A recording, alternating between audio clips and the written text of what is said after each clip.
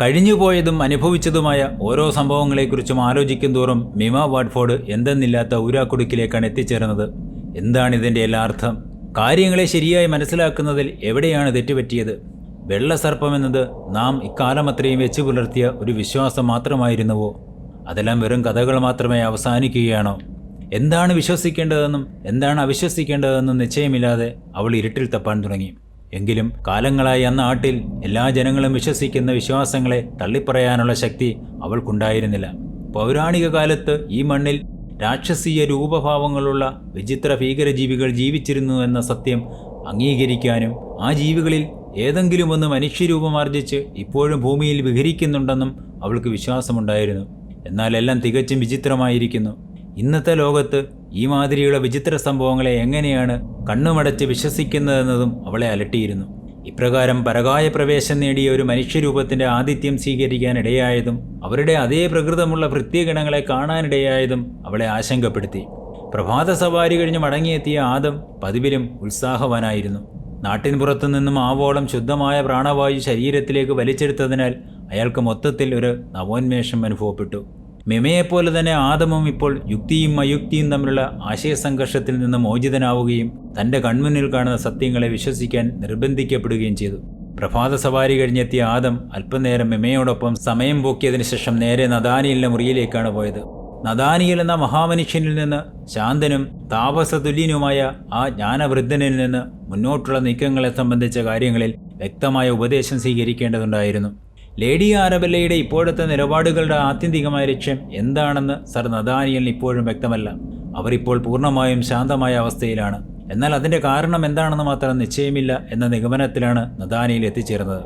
ഒരുപക്ഷെ എഡ്ഗാർ കാസ്വാളിന് മേൽ ലേഡി ആരബെല്ലയ്ക്കുള്ള സ്വാധീനത്തിൽ നിന്നാവാം അവർ ഇത്തരമൊരു മാറ്റത്തിലേക്ക് എത്തിയതെന്നും അദ്ദേഹം ഊഹിച്ചു. ലേഡി ആരബെല്ലയുടെ അഭൗമികമായ സൗന്ദര്യത്തിൽ മിസ്റ്റർ കാസ്വാൾ ഭ്രമിച്ചു പോയിരിക്കുന്നുവെന്ന സത്യത്തിലേക്കാണ് നദാനിയൽ എത്തിച്ചേർന്നത്. അത്തരമൊരു നിഗമനം ഉറപ്പിക്കാൻ കാരണം അന്ന് പ്രഭാതത്തിൽ ലേഡി ആരബെല്ല കാസ്ട്രാറിക്സ് കൊട്ടാരത്തിലേക്ക് പോകുന്നത് ആദം കണ്ടതാണ്.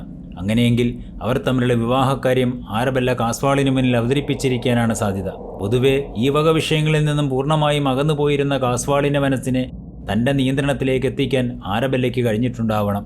അതുകൊണ്ട് തന്നെ തൻ്റെ ജീവിതാഭിലാഷങ്ങൾ സാക്ഷാത്കരിക്കപ്പെടുന്നതിലുള്ള അടങ്ങാത്ത സന്തോഷവുമായിട്ടായിരിക്കണം അവർ ഡയാനാസ് ഗ്രോവിലേക്ക് മടങ്ങിയത്. ഇക്കാര്യങ്ങളെല്ലാം വ്യക്തമാക്കിക്കൊണ്ട് അവർ ആദം സാൾട്ടന് വിശദമായൊരു കത്ത് തന്നെ തയ്യാറാക്കി കൊടുത്തുവിടുകയുണ്ടായി. ആ കത്ത് ഇപ്രകാരമായിരുന്നു: പ്രിയപ്പെട്ട ആദം സാൾട്ടൻ, ഒരു ബിസിനസ് കാര്യത്തിൽ താങ്കളുടെ വിദഗ്ധമായ അഭിപ്രായവും ഉപദേശവും എനിക്ക് നൽകുമെങ്കിൽ ഞാൻ നിങ്ങളോട് ഇന്നും കടപ്പെട്ടവളായിരിക്കും. ഡയാനാസ് ഗ്രോവ് വിൽക്കണമെന്ന് ഞാൻ കാലങ്ങളായി ആഗ്രഹിക്കുന്നു. എന്നാൽ പലവിധ കാരണങ്ങളാൽ അത് നടക്കാതെ പോയി. വിൽപ്പന പിന്നെയും മാറ്റിവെക്കേണ്ടി വന്നു. അങ്ങനെ ഇപ്പോഴും ആ ആഗ്രഹം ബാക്കി നിൽക്കുകയാണ്. ഡയാനാസ് ഗ്രോവ് പൂർണ്ണമായും എൻ്റെ നിയന്ത്രണത്തിലുള്ള സ്ഥലമാണ്. അതുകൊണ്ട് തന്നെ അത് വിൽക്കുന്ന കാര്യത്തിൽ എനിക്ക് മറ്റാരുടെയും സമ്മതം ആവശ്യമില്ല. മരണപ്പെട്ടു പോയ എൻ്റെ ഭർത്താവ് ക്യാപ്റ്റൻ അഡോൾഫ് റേഞ്ചർ മാർച്ച് വിലയ്ക്ക് വാങ്ങിയതാണ് ആ സ്ഥലം. ഇത് വാങ്ങുന്ന നേരത്ത് തന്നെ അദ്ദേഹത്തിന് ആപ്പിൾ ബിയിൽ ദ ക്രസ്റ്റ് എന്ന ഭവനവും സ്വന്തമായിട്ടുണ്ടായിരുന്നു. ഈ ഭൂമിയിലെ എല്ലാ അവകാശങ്ങളും ഖനനം ഉൾപ്പെടെയുള്ള അവകാശങ്ങളും അദ്ദേഹത്തിൽ നിക്ഷിപ്തമായിരുന്നു. അദ്ദേഹം മരണപ്പെട്ട സ്ഥിതിക്ക് അതിൻ്റെ എല്ലാം അവകാശി അദ്ദേഹത്തിൻ്റെ ഭാര്യ എന്ന നിലയിൽ ഞാൻ മാത്രമാണ്. ഈ വീടും അത് ഉൾപ്പെടുന്ന സ്ഥലവും എൻ്റെ ജീവിതത്തിലെ ഏറ്റവും മറക്കാനാവാത്ത കാലത്തെ ഓർമ്മപ്പെടുത്തുന്നതുമാണ്. എൻ്റെ വിവാഹം കഴിഞ്ഞ് ഞാനും സ്നേഹനിധിയായ മാർച്ചും ഒന്നിച്ച് ജീവിച്ചതിൻ്റെ ഓർമ്മകൾ അലയടിക്കുന്ന ഇടമാണ് ഡയാനാസ് ഗ്രോവ്. എൻ്റെ ഓർമ്മകളിൽ സന്തോഷത്തിൻ്റെ ഒരുപാട് സ്മരണകൾ ഇപ്പോഴുമുണ്ട്. അങ്ങനെയുള്ള ഈ സ്ഥലം ന്യായമായ ഒരു വില കിട്ടിയാൽ വിൽക്കണമെന്ന് തന്നെയാണ് ഞാൻ ആഗ്രഹിക്കുന്നത്. എന്നാൽ വാങ്ങുന്ന വ്യക്തി അതിനർഹനായിരിക്കണമെന്നും എനിക്ക് നിർബന്ധമുണ്ട്. അങ്ങനെ നോക്കുമ്പോൾ എനിക്ക് സ്വീകാര്യനായ ഏക വ്യക്തി താങ്കൾ തന്നെയാണെന്ന് ഞാൻ കരുതുന്നു. അങ്ങനെയാണെങ്കിലും ഇക്കാര്യത്തിൽ താങ്കളെ നിർബന്ധിക്കാൻ ഞാൻ ആഗ്രഹിക്കുന്നില്ല.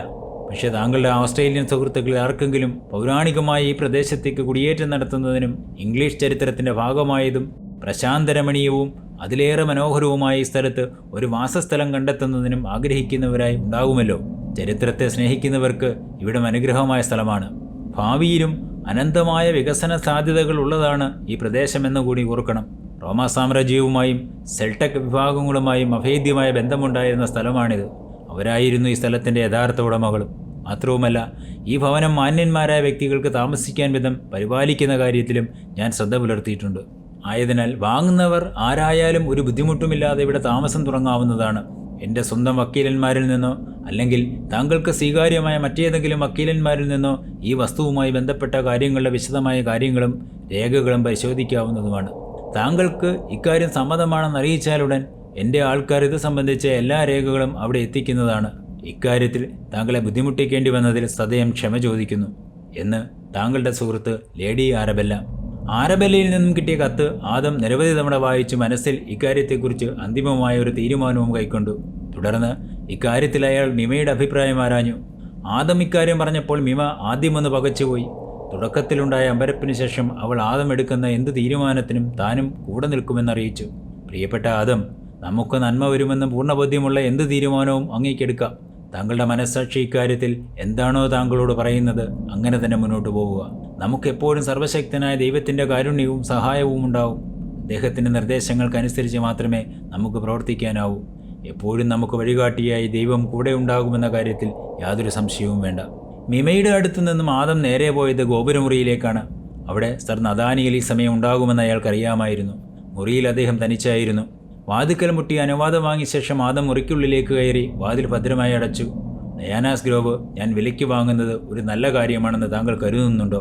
ദൈവം എൻ്റെ ആത്മാവിന് സംരക്ഷണമേകട്ടെ. ആദത്തിൻ്റെ വാക്കുകൾ കേട്ട് ഭയന്നുപോയ വൃദ്ധൻ പെട്ടെന്ന് പ്രതികരിച്ചു.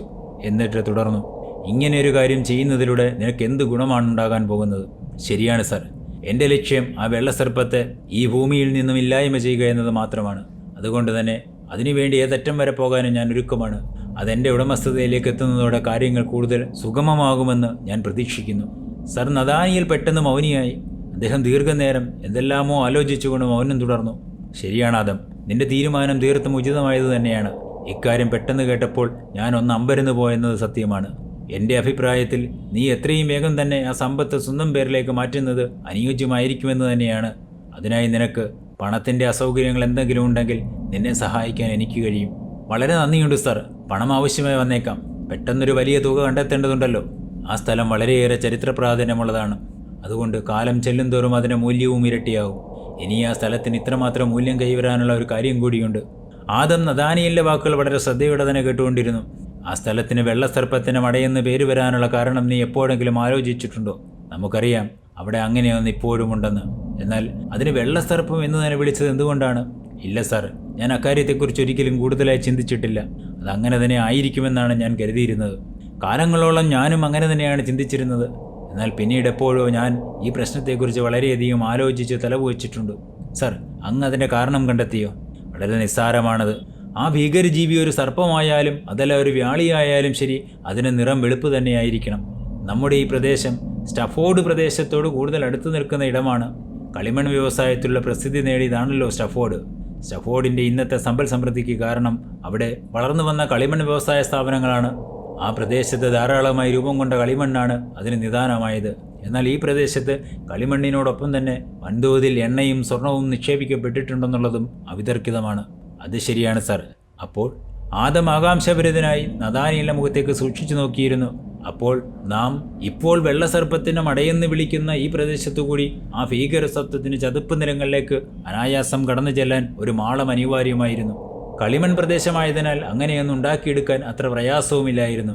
അങ്ങനെ ഈ ഭീകരജീവി ഇഴഞ്ഞു നീങ്ങിയ പ്രദേശം പിന്നീട് ഒരു വലിയ പാതയായി പരിവർത്തനം ചെയ്തിട്ടുണ്ടാകാം. വെള്ള നിറത്തിലുള്ള ഈ കളിമണ്ണിലൂടെ നിരന്തരം ഇഴഞ്ഞു നീങ്ങിയതിൻ്റെ ഫലമായി ഈ ഭീകരസർപ്പത്തിൻ്റെ ശൽക്കങ്ങളിൽ കളിമൺ പറ്റിച്ചേരുകയും ക്രമേണ അതിൻ്റെ നിറം വെളുപ്പായി മാറുകയും ചെയ്തു.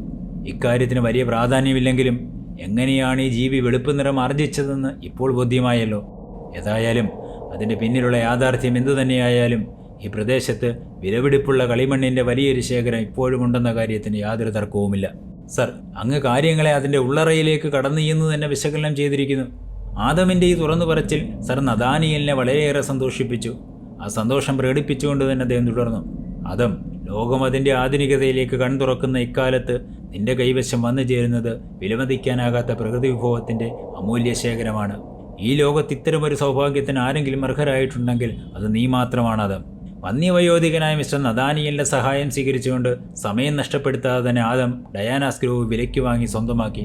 കൈമാറ്റം സംബന്ധിച്ച നടപടികളെല്ലാം പൂർത്തീകരിച്ചതിന് ശേഷം ആദം ഇക്കാര്യങ്ങളെല്ലാം തന്നെ മുതുമുത്തച്ഛനെ പറഞ്ഞു ധരിപ്പിച്ചു.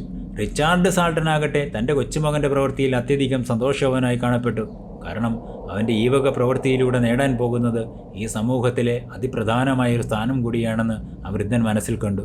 സംഭാഷണമധ്യേ മിസ്റ്റർ സാൾട്ടൻ മിമയെക്കുറിച്ച് സ്നേഹാന്വേഷണം നടത്തിയ ശേഷം വെള്ളസർപ്പത്തിൻ്റെ ഇപ്പോഴത്തെ പ്രവൃത്തികളെക്കുറിച്ചും ചോദിച്ചറിഞ്ഞു. മുത്തച്ഛൻ്റെ എല്ലാ ചോദ്യങ്ങൾക്കും ആത്മവിശ്വാസത്തോടു തന്നെ കൊച്ചുമകൻ കൃത്യമായ മറുപടി പറയുകയും ചെയ്തു. തൊട്ടടുത്ത ദിവസം പ്രഭാതത്തിൽ തന്നെ ആദം മിസ്റ്റർ നഥാനിയലിന്റെ മുറിയിൽ പ്രത്യക്ഷപ്പെട്ടു.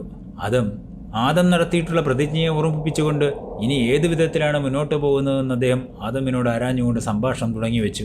നീ ഏറ്റെടുത്തിട്ടുള്ള ഈ മഹാദൗത്യം വളരെയേറെ ദുഷ്കരമായ ഒന്നാണെന്ന് നിനക്ക് ബോധ്യമുണ്ടല്ലോ. ഇതുപോലെയുള്ള ഒരു ഭീകരതത്വത്തെ ഒന്നാകെ ഇല്ലായ്മ ചെയ്യുകയെന്നത് മാത്രമല്ല ദുഷ്കരമാകുന്നത്, അതിൽ അന്തർലീനമായിരിക്കുന്ന ദുഷ്ടശക്തിയെ കൂടി പിഴുതെടുക്കേണ്ടതുണ്ട്. ആ ശക്തിയിൽ കുടികൊള്ളുന്ന പൈശാചികതയെയും ആ ശക്തിക്ക് ആധാരമായിരിക്കുന്ന ദുഷ്ടതാന്ത്രിക വിധികളെയും നാം കാണാതിരുന്നുകൂടാ. ഈ പ്രകൃതിയിൽ തീയൊഴികെയുള്ള എല്ലാ ശക്തികളെയും നിയന്ത്രിക്കാൻ ആ ശക്തിക്ക് കരുത്തുണ്ട്. എന്നാൽ അതിൻ്റെ ശത്രുവായ തീയെ എങ്ങനെ അതിനു നേരെ തിരിച്ചുവിടാനാകുമെന്നതിനെക്കുറിച്ച് എനിക്ക് യാതൊരു രൂപവുമില്ല. ആ പൈശാചിക രൂപം പ്രകൃതി ഒരുക്കിയിരിക്കുന്ന ഭൂഗർഭ മാളങ്ങളിലേക്ക് പിൻവാങ്ങിയാൽ ഇപ്പോൾ കൽക്കരിഖനികളിൽ ഉപയോഗിക്കുന്ന ഉപകരണങ്ങൾക്ക് പോലും അതിൻ്റെ അടുത്തേക്ക് എത്താനാവില്ല. എങ്കിലും ഈ പ്രതിബന്ധങ്ങളെയെല്ലാം ഇല്ലാതാക്കി മുന്നോട്ട് പോകാൻ ആവശ്യമായ തന്ത്രങ്ങൾ നീ കണ്ടിട്ടുണ്ടാവുമെന്ന് തന്നെ ഞാൻ വിശ്വസിക്കുന്നു. ഇത് പറയുമ്പോൾ ആ വൃദ്ധൻ്റെ ചുണ്ടിൽ ഗൂഢമായ ഒരു ചെറു മന്ദഹാസം രൂപമെടുത്തിരുന്നു. സർ, അങ്ങ് പറഞ്ഞത് തീർത്തും ശരിയാണ്. എന്നാൽ അതിൻ്റെ സാധ്യത എത്രമാത്രം ഫലപ്രദമാണെന്ന് എനിക്ക് തന്നെ യാതൊരു ഉറപ്പുമില്ല. ശരി, നിന്റെ പദ്ധതി എന്താണെന്ന് എന്നോട് കൂടി വ്യക്തമാക്കുമോ? ഡയാനാസ് ഗ്രൗ ഇപ്പോൾ എൻ്റെ ഉടമസ്ഥതയിലാണ്. അതുകൊണ്ട് തന്നെ അവിടെ എന്തും ചെയ്യാനുള്ള അധികാരം എനിക്കുണ്ട്. ആ ആഴമേറിയ പാതാളക്കിണർ ഉടൻ തന്നെ കടൽ മണൽ ഉപയോഗിച്ച് മൂടാനാണ് ഞാൻ ആഗ്രഹിക്കുന്നത്. അങ്ങനെ ചെയ്തു കഴിഞ്ഞാൽ ആ കിണർ ആ നികൃഷ്ടജീവിയുടെ മട അല്ലാതാവും. അതോടുകൂടി വെള്ളസർപ്പത്തിൻ്റെ, അതായത് ലേഡി ആരബെല്ലയുടെ ഒളിത്താവളമായിരുന്ന ആ സ്ഥലം അപ്രത്യക്ഷമാവും. ഇടുങ്ങിയതും ആഴം കൂടിയതുമായ കിണറിനുള്ളിലേക്ക് ചൊരിമണൽ നിറയ്ക്കുന്നത് കൊണ്ട് വലിയ പ്രയോജനം ഉണ്ടായില്ലെങ്കിലും അതുണ്ടാക്കുന്ന ഘർഷണം വളരെ ഉപകാരപ്രദമായിരിക്കും. ആദം, ഇവിടെ എനിക്കുള്ള സംശയം ആ ജീവിയുടെ സർവനാശത്തിന് ഈ മണൽ കൊണ്ട് വല്ല പ്രയോജനവും ഉണ്ടാകുമോ എന്നാണ്. പ്രത്യക്ഷത്തിൽ വലിയ പ്രയോജനം അതുകൊണ്ടുണ്ടാകില്ലെന്ന് എനിക്കറിയാം. എന്നാൽ ഞാൻ മുന്നോട്ട് വയ്ക്കുന്ന രണ്ടാം ഘട്ട പദ്ധതിയിലേക്ക് എത്താനുള്ള സാവകാശം ഈ മണൽ വിദ്യയിലൂടെ എനിക്ക് ലഭിക്കും. ആ പിശാചിൻ്റെ പെട്ടെന്നുള്ള ആക്രമണത്തെ തടുത്തു നിർത്താൻ അത് ഉപകരിക്കും. എന്ത്, ഒരു രണ്ടാം ഘട്ട പ്രവർത്തനം കൂടിയുണ്ടെന്നോ? സർ, നഥാനിയൽ ആകാംക്ഷപൂർവ്വം ആദമിൻ്റെ മുഖത്തേക്ക് തറപ്പിച്ചു നോക്കി. സർ, കിണറ്റിലേക്ക് മണലിനൊപ്പം ആവശ്യത്തിന് വെടിമരുന്ന് കൂടി നിറയ്ക്കാനാണ് ഞാൻ ഉദ്ദേശിക്കുന്നത്. കൊള്ളാം, ഒന്നാം തരം പദ്ധതി തന്നെ. എന്നാൽ മണലിൽ പൂന്തിക്കിടക്കുന്ന വെടിമരുന്ന് എങ്ങനെ കത്തിക്കാനാവും? അതിനായി മറ്റെന്തെങ്കിലും പദ്ധതികൾ നീ കണ്ടെത്തിയിട്ടുണ്ടാവുമല്ലോ. ആവശ്യമായ ഇലക്ട്രിക് വയറുകൾ ഘടിപ്പിക്കാനായിരിക്കും ഉദ്ദേശിക്കുന്നത്. നഥാനിയലിൻ്റെ ആകാംക്ഷപൂർവ്വമുള്ള ചോദ്യം കേട്ട് ആദം ഒന്ന് പുഞ്ചിരിച്ചു. അയാൾ തുടർന്നു. സർ, അതിൻ്റെയൊന്നും ആവശ്യമുണ്ടാവുമെന്ന് തോന്നുന്നില്ല. അക്കാര്യം ന്യൂയോർക്കിൽ പരീക്ഷിച്ച് വിജയിച്ചിട്ടുള്ളതുമാണ്. ആഴത്തിലേക്ക് നിരനിരയായി വെടിമരുന്ന് ടിന്നുകൾ അടുക്കിയ ശേഷം അത് ഏറ്റവും മുകളിലിരുന്ന ടിന്നിന് തീ കൊളുത്തിയപ്പോൾ ഏറ്റവും അടിയിലുണ്ടായിരുന്നത് വരെ പൊട്ടിത്തെറിച്ചു. വെടിമരുന്ന് കൊണ്ടുള്ള കളിയിൽ ന്യൂയോർക്കുകാർ അത്ര വിദഗ്ധരൊന്നും ആയിരുന്നില്ല. അവർ ചിന്തിച്ചത് ഈ വെടിമരുന്ന് ടിന്നുകൾ ഒന്നാകെ പൊട്ടിത്തെറിച്ചാൽ ന്യൂയോർക്കിലെ എല്ലാ കെട്ടിടങ്ങളും തകർന്നു വീഴുമെന്നാണ്. എന്നാൽ സംഭവിച്ചത് അങ്ങനെയല്ല. അവർ സ്ഫോടനം നടത്താനായി തിരഞ്ഞെടുത്ത 16 ഏക്കർ വരുന്ന സ്ഥലത്തിൻ്റെ പുറത്ത് അതിൻ്റെ യാതൊരു ആഘാതവും സംഭവിച്ചില്ല. ഇതേ സമയത്ത് തന്നെ സ്ഫോടനം നടന്ന സ്ഥലത്തെ കാഠിന്യം കൂടിയ ചുമരുകളും തൂണുകളും ഒഴികെയുള്ള എല്ലാ കെട്ടിടങ്ങളും തകർന്നടിഞ്ഞു പാറകൾ ചെറു കഷ്ണങ്ങളായി പൊടിഞ്ഞു മാറി. ആദം പറയുന്ന ഓരോ വാക്കുകളും അതീവ ശ്രദ്ധയോടെയാണ് നഥാനിയൽ കേട്ടിരുന്നത്. അതിനുശേഷം അദ്ദേഹം തുടർന്നു. നിന്റെ പദ്ധതിയെ ഞാൻ പ്രശംസിക്കുന്നു. എന്നാൽ ഏതെങ്കിലും സാഹചര്യത്തിൽ അതിൻ്റെ ആഘാതം ആ കെട്ടിടത്തെയും അതിൻ്റെ പരിസരത്തെയും ഒന്നാകെ നശിപ്പിക്കുമോ എന്ന് നഥാനിയൽ സംഭാഷണം മുഴുമിപ്പിക്കുന്നതിന് മുമ്പ് തന്നെ ആദം ഇടപെട്ടു. തീർച്ചയായും സർ, ആ സ്ഫോടനത്തോടെ ആ ഭീകരജീവിയുടെ ശല്യം എന്നേക്കുമായി ഇല്ലാതാകും. അതിൻ്റെ ഭീഷണിയിൽ നിന്നും നാം മോചിപ്പിക്കപ്പെടും. ഇത്രയും പറഞ്ഞ ശേഷം ആദം തൻ്റെ ഭാര്യയുടെ അടുത്തേക്ക് തിടുക്കത്തിൽ നടന്നുപോയി.